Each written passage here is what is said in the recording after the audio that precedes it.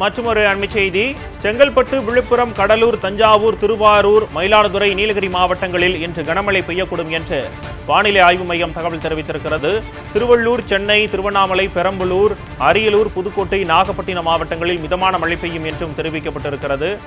அண்மை செய்தியாக பார்த்துக் கொண்டு வருகிறோம். இது பற்றிய விரிவான தகவல்களை தருவதற்காக செய்தியாளர் மணிவண்ணன் நம்முடைய இணைந்திருக்கிறார். வணக்கம் மணிவண்ணன், கூடுதல் விவரங்களை பதிவு பண்ணுங்க.